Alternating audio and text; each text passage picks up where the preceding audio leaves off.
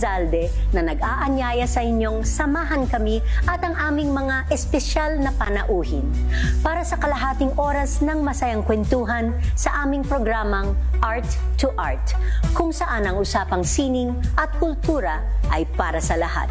Huwag kaliligtaan, tuwing linggo, alas 3:30 ng hapon, dito lamang sa DZRH Radio, DZRH TV, at via online streaming.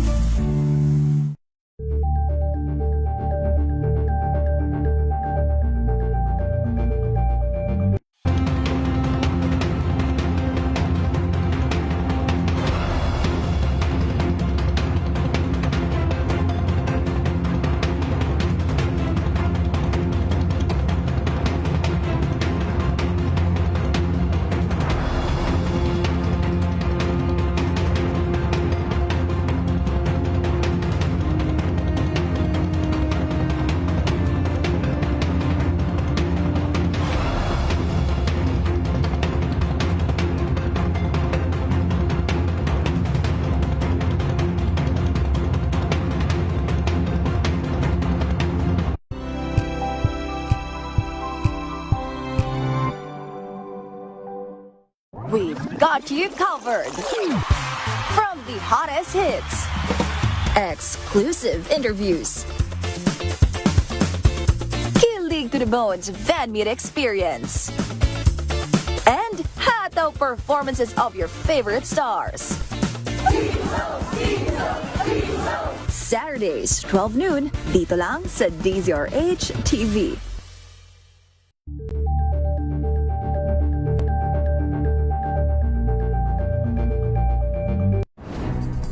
Good vibes ang hanap mo? Dito ka na sa sigurado! Mula sa mga istoryang nagbibigay ng inspirasyon hanggang sa mga kwentong may dalang solusyon. Mga balitang pampagaan, pakiramdam at pampaganda ng araw. Hindi lang ba sa good news, kundi the better news. Mula Lunes hanggang Biyernes, 1:00 ng tanghali sa DZRH TV.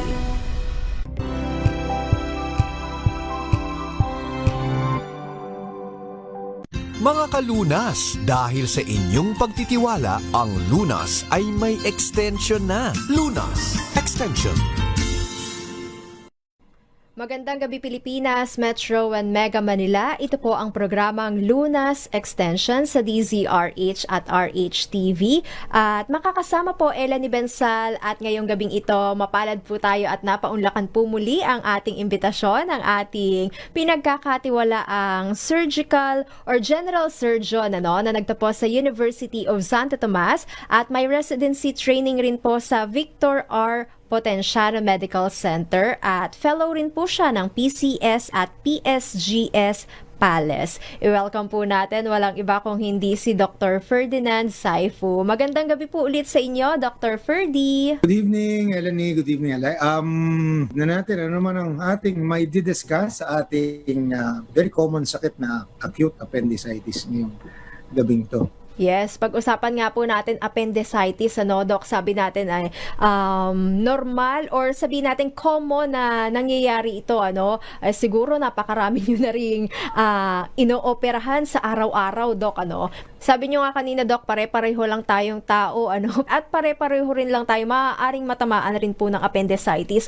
Pero, Doc, syempre, may pagkakaiba rin pa tayo somehow, di ba? Sa edad, at sa babae at lalaki, sa gender, or sabihin natin para sa mga babaeng, Doc, nagdadalang tao, posible bang matamaan ka rin ng appendicitis at the same time, buntis ka, Doc? Yes, actually, wala talagang pinipili, Walang pinipili, edad, sitwasyon, at gender. Ang appendicitis can happen to anybody. So sa buntis, yes, nagkakaroon ng appendicitis. Although ang incidence ng pagputok o incidence ng depende sa stage, would actually be the same as a non-pregnant female. In terms of location, siyempre, lalo na sa gravid uterus, pagka malaki ang tiyan, yung posisyon niya, although nandun pa rin sa bandang kanan, baba ng abdomen, tumataas ng konti, nadi-displace ng bahagya because of yung mattress lumalaki. Okay. Kailangan operahan kahit kung buntis. Oo. Yes, kung surgical emergency yan, kahit buntis operahan. Although, I would say, sabi nga it is less common, hindi impossible, but less common during the third trimester of pregnancy. Mas common lang sa first and second trimester of pregnancy. In fact, it is the most common surgical emergency in pregnancy. Hindi naman dulot ng panganib, Doc, sa kanyang pagdadalang tao, ano? Kasi nasa simulang yugto pa lang ng kanyang pagbubuntis eh. Actually, maliit ang yung statistics niya, maliit, less than 5% ang chance para magkaroon ng problema ang dinadalang tao at around 7% chance na magtuloy ang delivery o mag-contract ang Kaya side by side kayo ng side by side dapat ang surgeon at saka ang obstetrician ng pasyente in managing at pag-oopera ng appendicitis sa buntis. How about yung mga nagkakaroon naman ng appendicitis, Doc, sa mga senior stage na, ayan, mas maraming komplikasyon na rin sila, Doc, na kasi nagkakaedad na, di ba? Ayan, may mga iniinom na rin yung maintenance medicine, mataas yung kanilang BP, blood sugar level, cholesterol. Paano, Doc, yung operasyon niyan? Lahat tumataas, pati edad, mataas. Correct. Pati ang paggagamot. Anyway, ang operasyon, ang symptoms is technically the same. Pero mag-iisip ka ng konti kasi mag-twist ka na ng dala ng ng edad. So, extremes ng ages, ang diagnostic may konting challenge.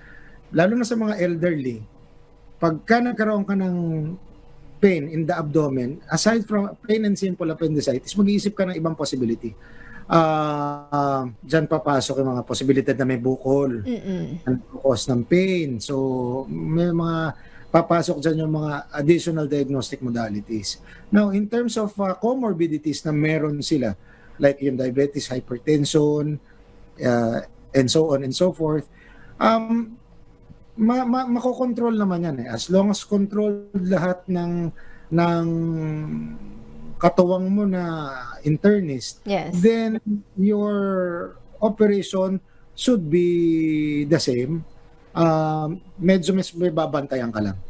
Pero paano naman, Doc, sa mga diabetic patients, pwede rin ba yung operahan? Kasi, di ba, sana sabi na rin natin, kapag diabetic ka, matagal yung maghilom yung sugat.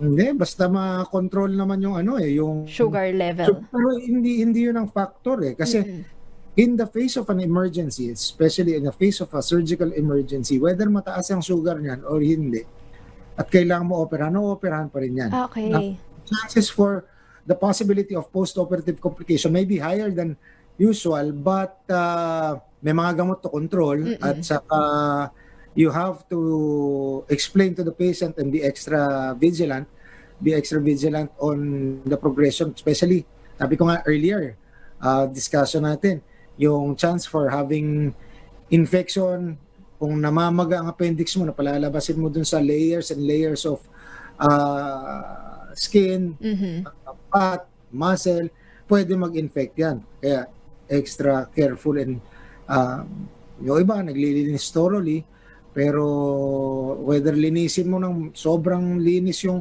dinaanan yan or hindi, may always may chance pa rin for wound infection or surgical site infection. Posible rin ba, Doc, na magkaroon ng appendicitis at an early age, sabihin natin na sa mga below 10 years old? Yes, very, very possible na magkaroon ng appendicitis. Pero nga, sa less than 5 years old, mas mahirap mag-elicit ng mas magandang history. As also mentioned, you have to consider, ang pagdadiagnose ng appendicitis is talagang tutok ka sa history at saka sa physical examination. And sa bata na mahirap makakuha ng magandang history, doon ang diagnostic dilemma mo. But it is very possible for this age group to have appendicitis. Okay. Pero lahat to, Doc, ina-anesthesia naman, pinatutulog lahat ng operasyon ng kahit bata ka, may edad na, buntis. Yes, binibigyan ng pampamanid Whether it's general anesthesia or spinal anesthesia. So, nabibigyan para ma-opera mo mabuti. Kasi kung wala, masakit yan masyado. Oo. Bago ka umpisa,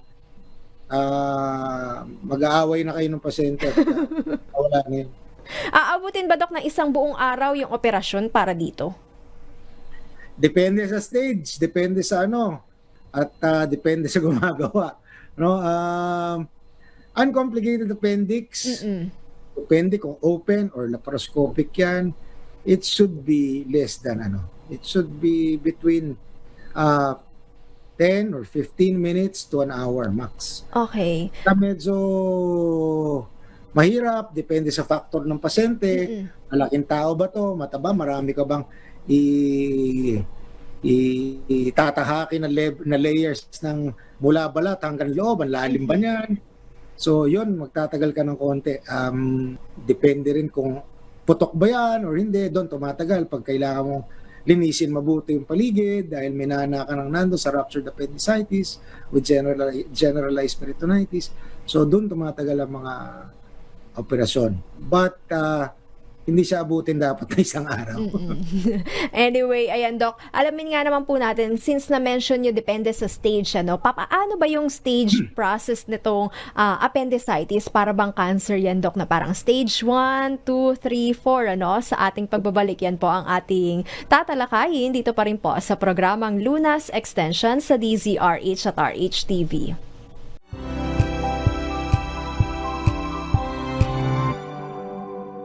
Tinesting, sinuri, siniyasan.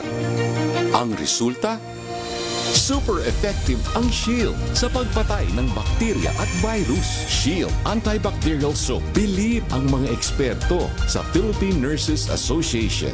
At si Mami, Tiwala ako sa Shield. Shield Antibacterial Soap. Napatunayang mabisa. Ang mga nurse, tiwala.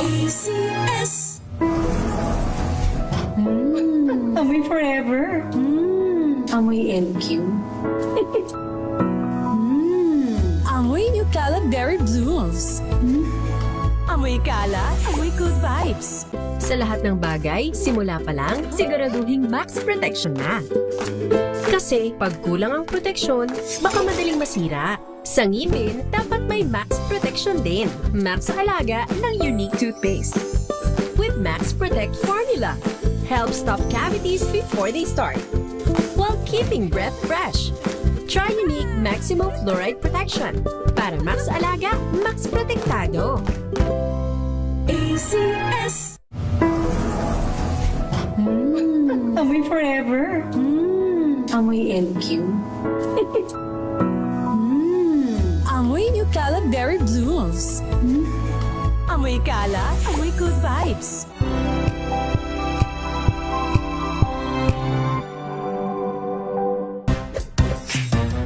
Galing-galing mo. Smart dishwashing paste ko. Pritong ulam na masebo, plato o kaldero.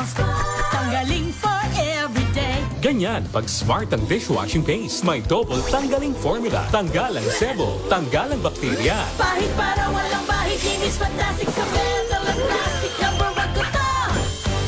Tanggaling-galing mo. Smart dishwashing paste. ACS.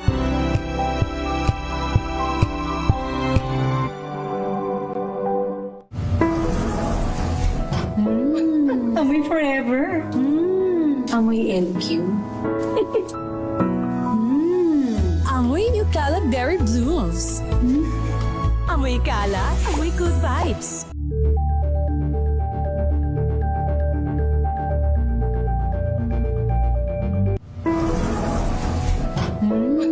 Amoy forever. Amoy LQ. Amoy New Caleb Berry Blooms. Amoy kalat, amoy good vibes. May nagbago. May arte? May budget? Akala nyo lang yon. So solid. White rose papaya, wow, white rose. White rose papaya, wow, white rose. White rose papaya. May glow up with a white rose papaya. White Rose Papaya, may puti power times 2 kasi may papaya at niacinamide. May shea butter and tea tree oil pa. Kutis sulit ang glow up. With a white rose papaya. White rose papaya. Kutis sulit ang glow up. ACS. Wow, ang saya. Isang barangay na labada, puro mancha pa. Goodbye, pahinga. Mommy, isang laba lang yan sa Pride Bar Blue. May powerful stain-away enzymes na malupit sa dunit mansya. At di masakit sa kamay. Isang laba lang yan. Hello, pahinga. Hello, Pride Bar Blue. ACS.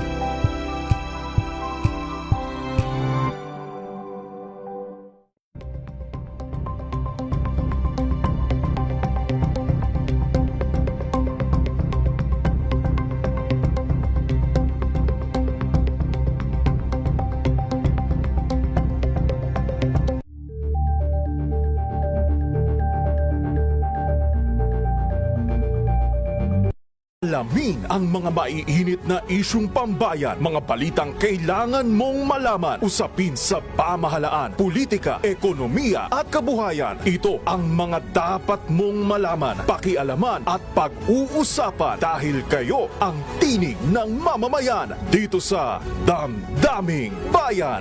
Live sa DZRH Radio, DZRH TV at DZRH Digital. Kasama sinalakay Deo Macalma at Elaine Apit. Araw-araw, Lunes hanggang Biyernes. Damdaming Bayan.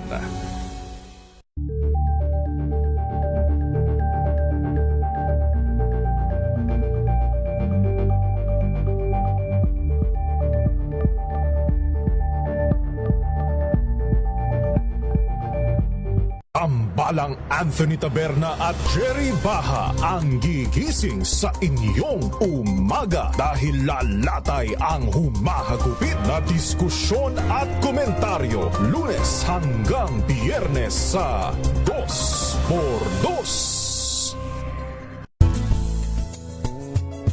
Number 1 na naman ang inyong DZRH sa latest survey ng Kantar Media na inilabas nitong January 2026. Hindi lang sa Metro Manila, kundi pati rin sa Mega Manila. Patunay na DZRH lang ang inyong tunay at totoong pinagkakatiwalaan. Taos-puso po kaming nagpapasalamat sa inyong patuloy na pagtitiwala dahil ang DZRH, una sa Pilipinas, una sa Pilipino, saan ka man sa mundo, tayo Pilipino.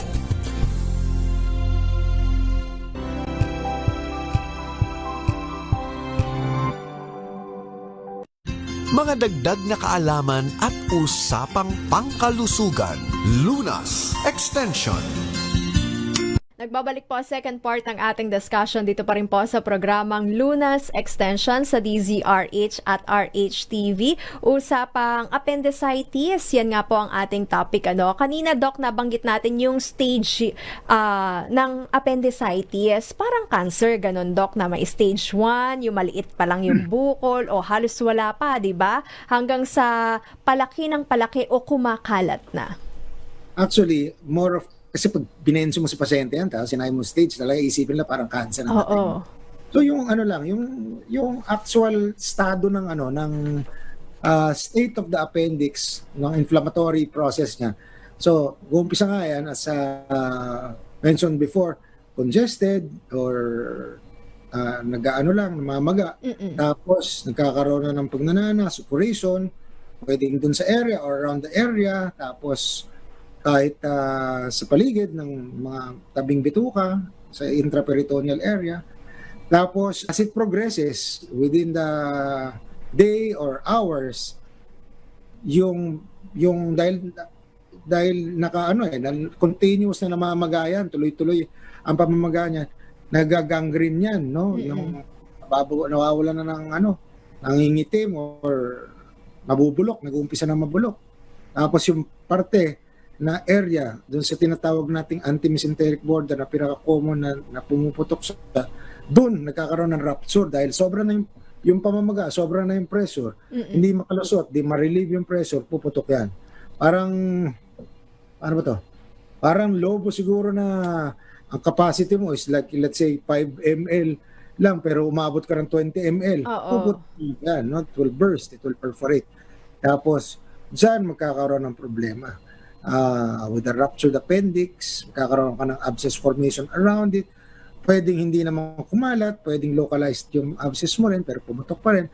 Pwedeng magkaroon ng tinatawag nating phlegmon, which is nanigas na nanana nakapaligid sa appendix. Yan yung complicated portion ng appendicitis. Pero eto, Doc, yung staging natin, hindi naman mararamdaman or manonotice ng pasyente yung kayo na, Doc, na makaka-identify nito.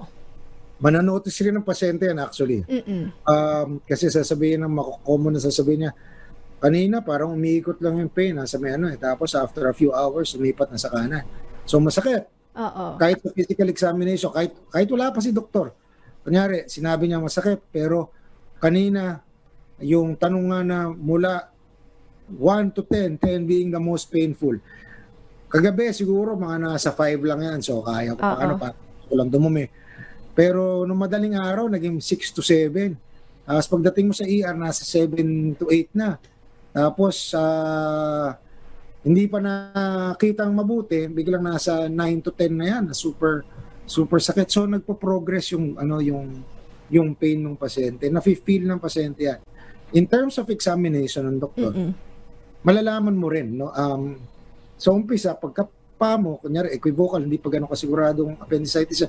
Pagkapa mo, malambot-lambot pa, pero may direct pain na, yung direct tenderness na tinatawag. Kahit yung ibang signs, wala pa yung. Meron pa kami mga ibang signs yun, hindi na natin di-discuss. Yung Rovsing's, yung obturator, at yung psoas. Rectal examination for the surgeon is very important. Yan ang palagi naming sinasabi nga sa mga residente, mga contraindication for not doing a rectal exam is the absence of a finger. No, kung wala kang daliri, doon mo lang pwede sabihin na hindi mo ma-examine yung pasyente sa puwet. Anyway, habang tinitingnan mo yun saan, palala ang pananakit. Malambot, tumitigas, tapos pag binitaw mo, yun na, nagre-rebound tenderness na. Kasi yung inflammation sa tiyan, parang pumapalo na. So, pagkatanggal na ganun, mapapaganon siya sa sakit. Tapos later on, hindi mo na mababa yung palpation mo sa tiyan kasi naninigas na yung tiyan. Ibig sabihin, gangrenous na yun or pumutok na yun. So, yun ang progression niya.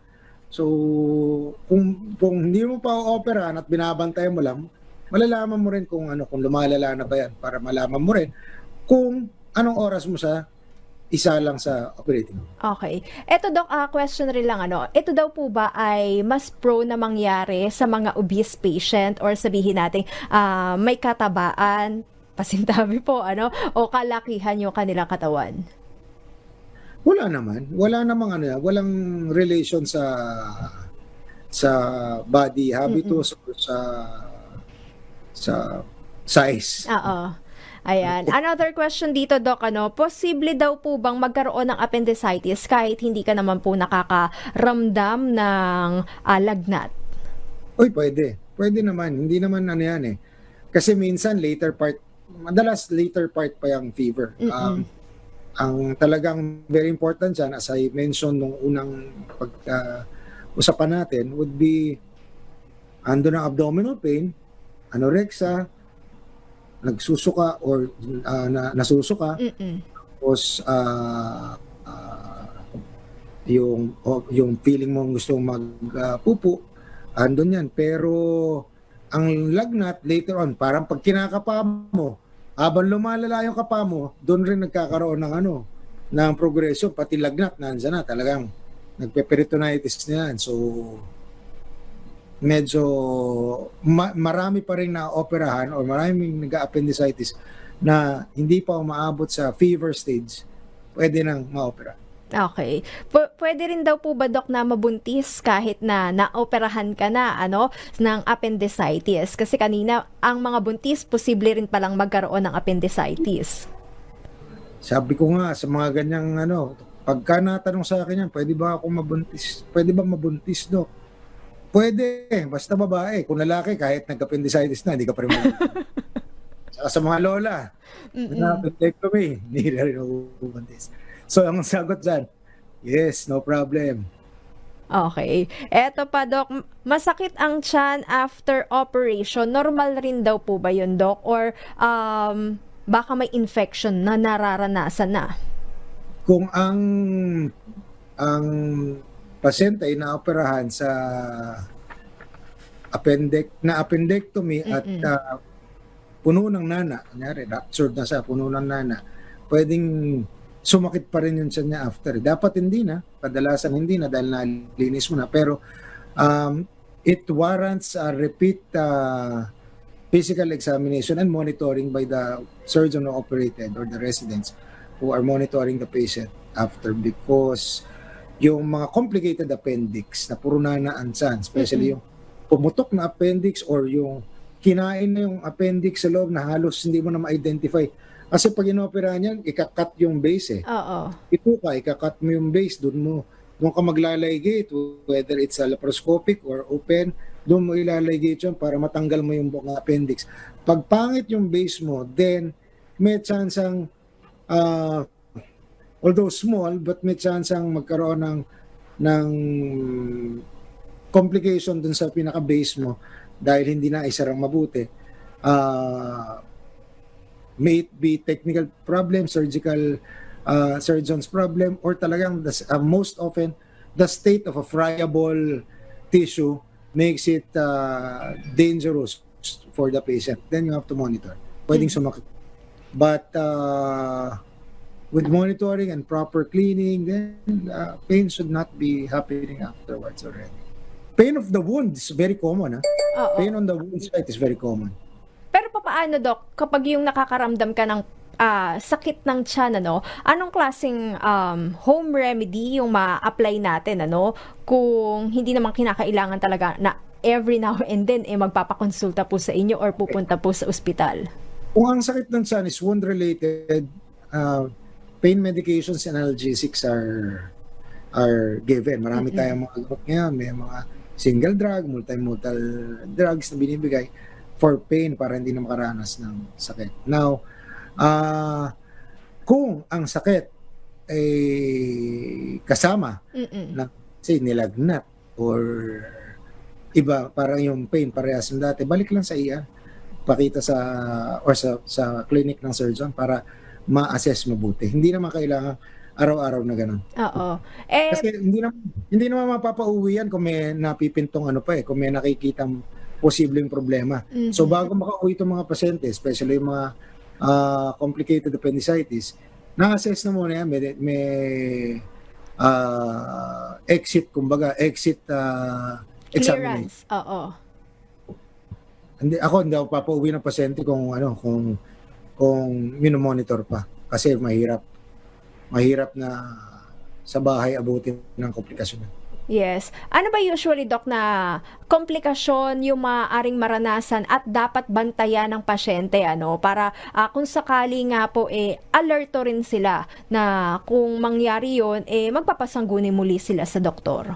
Yun lang, it's mainly mainly increased or persistent abdominal pain and yung fever. Those are the very common ones, kasi hirap na kahit examinin mo tiyan yan, masakit pa sa sugat yan, so mahirap i-assess yun. Pero kung may mag-a-assess na doktor nun, mas mainam sana magawa. So, mainly persistent abdominal pain, especially 3 to 5 days after operation yan. No? And fever, pag nagkaroon ng ganon, then examine ulit.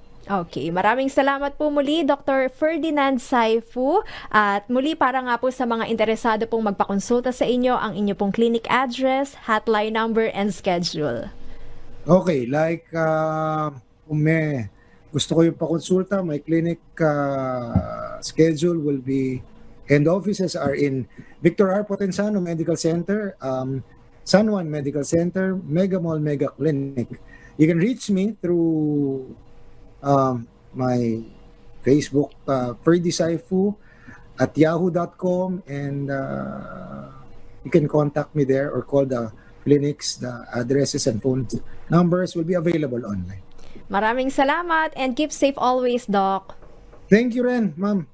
Maraming salamat for this, and let's all be healthy and safe all throughout. Maraming salamat po, Luzon, Visayas at Mindanao. Yan na rin po ang kabuuan ng ating discussion ngayong gabing ito. Appendicitis, ano? Kung may mga nararamdaman po kayong hindi maganda, mainam nga pong magpakonsulta sa inyong mga pinagkakatiwalaang espesyalista. Inyo rin pong nakasama Eleni Bensal, bumabati ng magandang gabi at magkarinigan tayo hanggang sa susunod.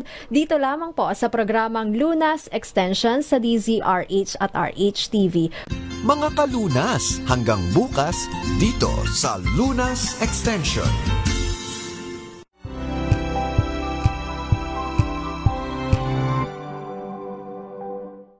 Hello, Washi! Laundry day na naman! Yay! Anong meron? Mancha ng chocolate!